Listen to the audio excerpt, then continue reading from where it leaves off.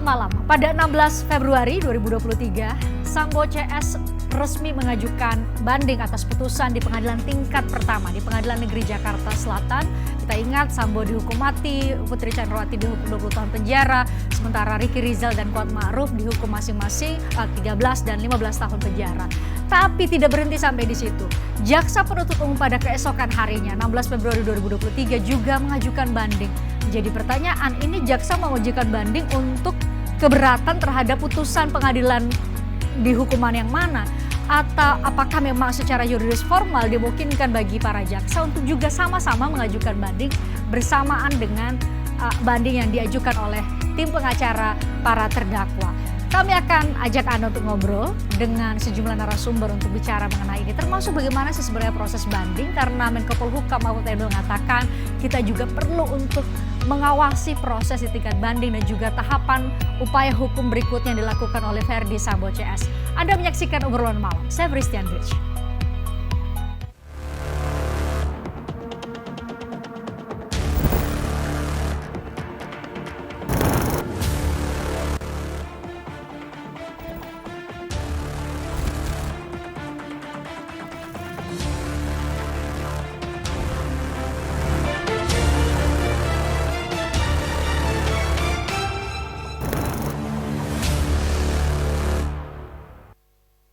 Jaksa sebagai representasi daripada korban melihat perkembangan seperti itu.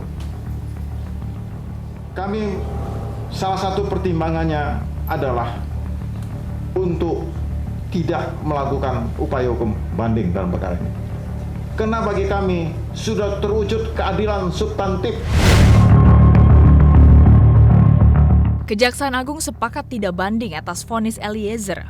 Menurut Kejagung, vonis mantan ajudan Sambo tersebut sudah mewujudkan keadilan. Namun sikap Kejagung kontras terhadap vonis Sambo CS. Jumat pekan lalu Kejaksaan menegaskan akan banding terhadap vonis Sambo CS. Jadi upaya hukum banding itu sebagaimana pasal 67 KUHP adalah hak kedua belah pihak, yaitu hak dari terdakwa maupun hak dari penuntut umum. Mau menggunakan haknya apa tidak? Ya kan? Nah, ini kedua-duanya menggunakan haknya. Apa alasan hukumnya menurut kejaksaan? Kalau dia misalnya ada upaya hukum banding, itu ada kewajiban bagi jaksa juga untuk mengajukan banding. Karena tertuang di dalam pedoman penanganan perkara tindak pidana umum, ya, yaitu pedoman nomor 24 tahun 2021 yang diberlakukan tanggal 31 Desember 2021. Ya kan, untuk apa itu dilakukan, kan begitu ya kan. Ini alasannya untuk apa ya kan, apabila banding daripada terdakwa atau penasihat hukum itu diterima ya, sehingga ada alasan dan pertimbangan hukum bagi jaksa untuk mengajukan kasasi. Persidangan di tingkat banding ini adalah persidangan yang terkait dengan ya, adalah pertama substansi daripada putusan pengadilan yang diperiksa. Yang kedua adalah memori dan kontra memori yang dibuat oleh penuntut umum dan penasihat hukum atau terdakwa. Nah, ini yang diperiksa. Jadi kita sudah siap kapanpun itu diajukan, kita sudah siap untuk membuat dalil-dalil yang terkait bantahan-bantahan dari memori kasasi. Dan itu akan tertuang dalam kontra memori kasasi. Begitu juga sebaliknya. Ferdy Sambo dan ketiga terdakwa lainnya resmi mengajukan banding ke Pengadilan Tinggi karena tidak terima atas vonis yang dijatuhkan oleh hakim dan menggunakan hak mereka untuk menggugat putusan Pengadilan Negeri sebelum 7 hari sejak putusan dibacakan, sesuai dengan pasal 233 ayat 2 KUHP.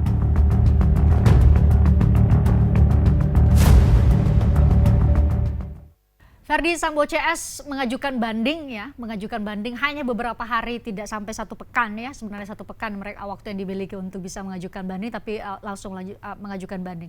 Termasuk pertanyaan kita tadi di awal, kenapa jaksa juga ikut mengajukan banding? Saya akan lihat dari segi yuridis formal dan dari segi praktik yang berjalan selama ini. Saya perkenalkan narasumber yang bergabung secara langsung di studio BTV, ada Mas Heri Firmansyah, pakar hukum pidana dari Universitas Tarumanegara. Selamat malam, Mas Heri. Salam sehat Mbak Fristi. Salam sehat, terima kasih sudah berkenan Sama-sama. untuk hadir di studio BTV. Ada 2 narasumber lain yang bergabung secara virtual. Ada Pak Gayus Lumbun, mantan Hakim Agung, tentu juga menjenjangi hakim karir tentunya. Selamat malam Pak Gayus. Ya, selamat malam Mbak Christian. Terima kasih sudah berkenan hadir. Kemudian ada mantan jaksa, ada Pak Halius Hosen. Selamat malam Pak Halius. Malam Mbak Pris. Nah, Selamat malam. selamat malam. Saya tampaknya langsung ke Pak Halius karena ini menjadi pertanyaan kami ketika kita bahas ini, karena apakah umum atau biasa dalam praktik ketika tim pengacara dari terdakwa mengajukan banding maka jaksa juga secara bersamaan mengajukan banding? Apakah itu praktik yang lumrah secara yuridis formal maupun dalam tataran praktis, Pak Halius? Terima kasih. Saya coba dengan kebiasaan-kebiasaan ya, yang dilakukan oleh jaksa selama ini. Bila mana ada putusan pengadilan yang jaksa tidak sependapat, maka jaksa mengajukan banding. Bila mana jaksa mengajukan, ada penasihat hukum yang mengajukan banding, kemudian jaksa mengajukan kontra memori banding, karena dia sependapat dengan putusan hakim. Itu yang selama ini terjadi gitu. Jadi bila mana jaksa menerima putusan, kalau saya dengar dari Jampidum itu bahwa kelihatannya Kejaksaan Agung menerima putusan pengadilan dengan bahwa hakim telah melaksanakan nilai-nilai keadilan substantif. Oleh karena itu, menurut saya, bila mana kondisinya seperti itu, bila mana para penasihat hukum mengajukan banding, maka jaksa mengajukan kontra memori banding. Artinya jaksa harus melawan putusan banding yang diajukan oleh penasihat hukum tersebut. Jadi itu selama ini yang kita lakukan gitu. Tidak semata-mata karena alasan mau agar dapat peluang untuk kasasi, tapi secara teknis bagaimana jaksa berperan di situ sebagai jaksa penuntut umum yang membuktikan perkara itu, dia memiliki sikap yang jelas. Apakah dia menerima putusan hakim atau dia tidak menerima putusan hakim. Ya, Pak Halius, kalau dalam hal ini jaksa juga menyatakan ikut mengajukan banding, apakah itu bisa dimaknai bahwa jaksa sendiri tidak sepakat dengan putusan majelis hakim di Pengadilan Negeri Jakarta Selatan? Ini yang saya kurang jelas. Kalau menurut saya, kalau pernyataannya jaksa sudah menerima putusan itu, ini saya sesuai dengan apa yang disampaikan oleh dengan Jampidum bahwa jaksa sependapat dengan pendapat hakim bahwa hakim telah melaksanakan putusan dengan nilai-nilai keadilan substansif. Artinya apa? Jaksa menerima. Bila mana jaksa menerima putusan itu, kemudian para penasihat hukum mengajukan banding, maka jaksa mengajukan kontra memori banding, bukan mengajukan banding. Jadi mungkin Pak Kapus Penkum bisa menjelaskan ini posisi jaksa pada ketika ini, apakah menerima putusan hakim atau tidak menerima putusan hakim. Itu berbeda sekali kondisinya begitu. Oke. Nah, ini menarik. Saya tanya dulu ke Mas Heri, ke para praktisi lain ya. Ini praktisi hakim. Pak Gayus, apakah seperti tadi disampaikan oleh Pak Halius bahwa seharusnya kalau jaksa sepakat dengan putusan majelis hakim, dalam hal ini adalah putusan majelis hakim di Pengadilan Negeri Jakarta Selatan, maka jaksa tidak ikut mengajukan banding, tapi hanya menjawab memori banding yang disampaikan oleh tim pengacara dengan kontra memori banding. Tapi dalam hal ini justru berbeda. Iya, mengenai ketentuan banding tentu secara normatif betul hak dua pihak ya, baik terdakwa maupun jaksa. Tetapi terhadap dua hal masing-masing ini secara saya mengatakan secara penafsiran keilmuan ya, secara doktriner ya, tentu mempunyai banyak tafsiran, diantaranya memang hak untuk digunakan mengimbangi. Tetapi di pikiran saya juga ada hal yang berbeda ya. Seperti semestinya dipahami juga kalau banding oleh JPU itu merupakan kontrol. Kontrol apa? Kontrol terhadap prestasi dalam hal ini yaitu dakwaan dan tuntutan. Apabila terjadi disparitas yang jauh dari karya, dakwaan dan tuntutan, maka ini perlu mengontrol diri ya. Ini bukan replik atau ini verset ya. Kalau replik dan verset, istilah kedua itu digunakan untuk melakukan tanggapan atau perlawanan kepada persidangan ini, yaitu hakim yang bersangkutan. Tapi kalau kontrol yang saya maksudkan menggunakan media lainnya, yaitu pengadilan yang berbeda, jadi hakim yang berbeda. Ini bedanya. Apa gunanya kontrol? Kontrol itu mempunyai makna yang jauh. Yang pertama, menunjukkan kepada internal kejaksaan bahwa ada upaya untuk mendapat jawaban bahwa dia telah melakukan secara maksimal dakwaan sampai dengan tuntutan. Tapi kok putusannya sangat bisa di bawah itu atau jauh di atas itu. Nah, atas hal ini bagi jaksa, bagian dari kontrol yang publik juga ikut mengikuti. Kenapa ya kok sampai ini dapat tidak profesionalnya JPU dalam mengajukan tuntutan atau yang lain atau salah paham mengenai dakwaan jenis perkaranya, ini menjadi jawaban dari publik. Seperti itu kira-kira. Dan saya di sisi lain, pandangan yang lain. Baik, Mas Heri, ini yang menjadi pertanyaan publik ya, apa namanya? Kan kalau ini bukan sesuatu yang bebas nilai, tapi ada konteksnya.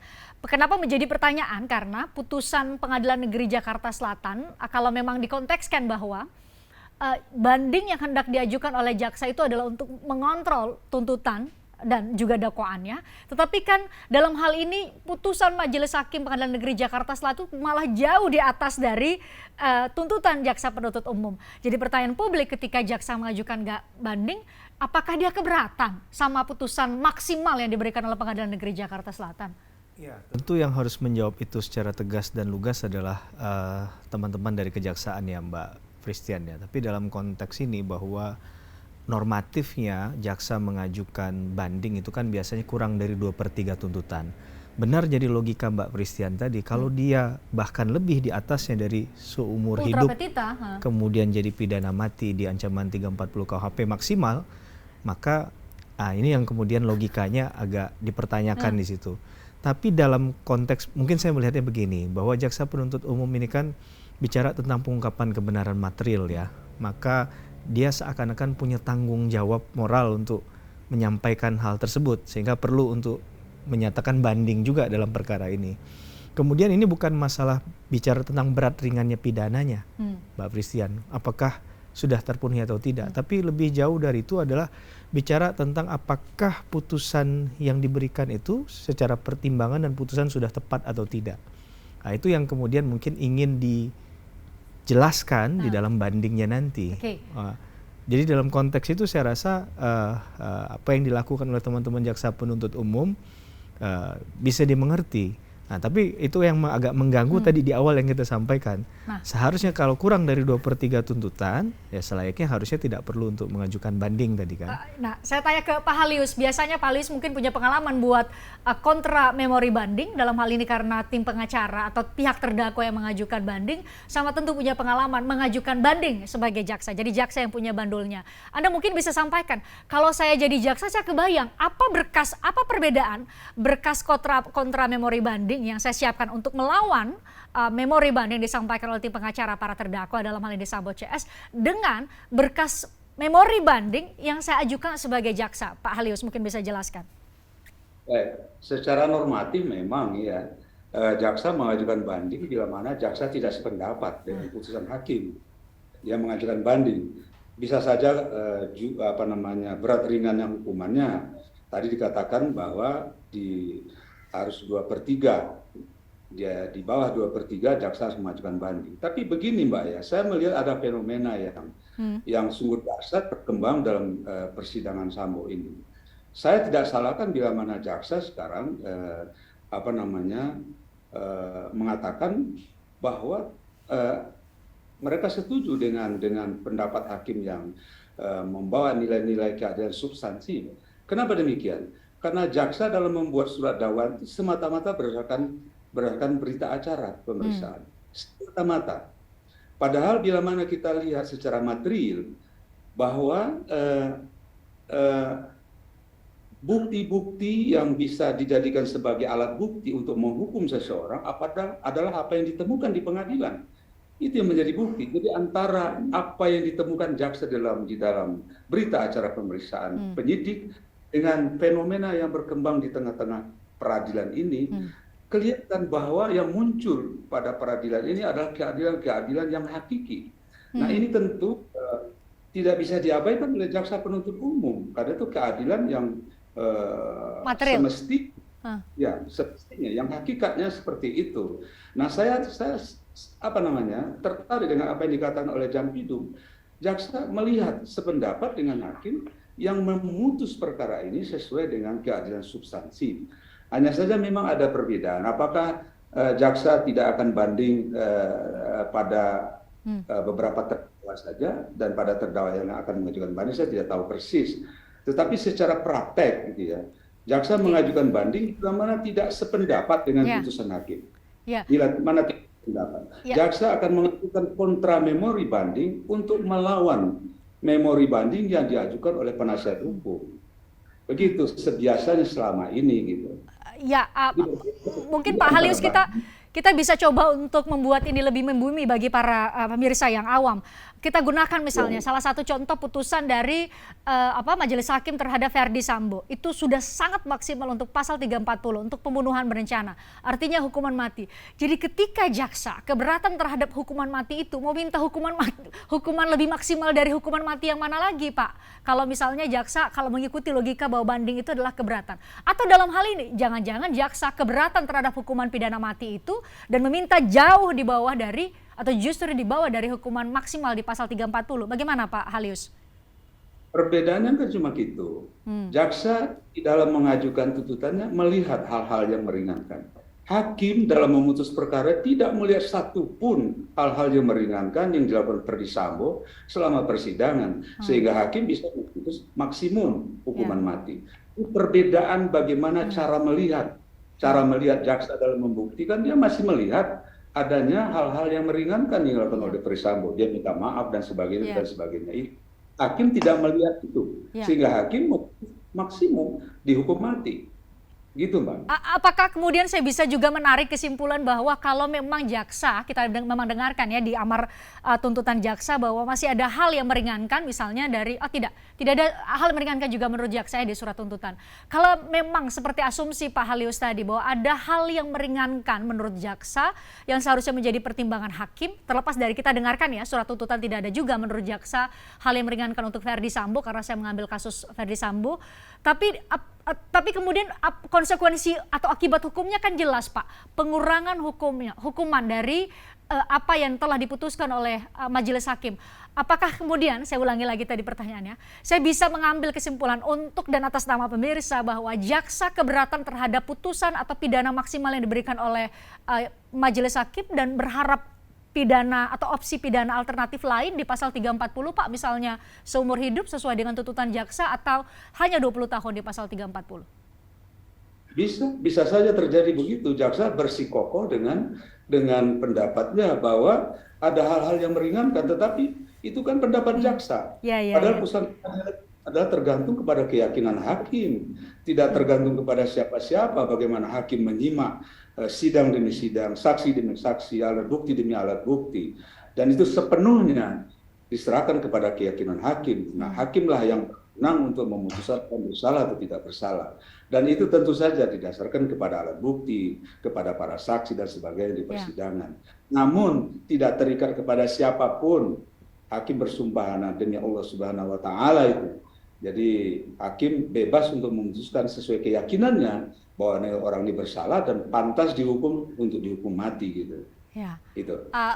Mas Heri, mungkin Anda bisa memberikan pandangan akademik ya, karena ini dua praktisi yang ada di bergabung secara virtual, tapi ada loncatan logika atau setidaknya kemudian ini sangat mengganggu akal sehat kita semua ketika ada putusan maksimal dari majelis hakim justru dikeberatannya atau diprotes dalam tanda petik bahasa awam, diprotes oleh jaksa yang dalam hal ini bertindak untuk dan atas nama korban.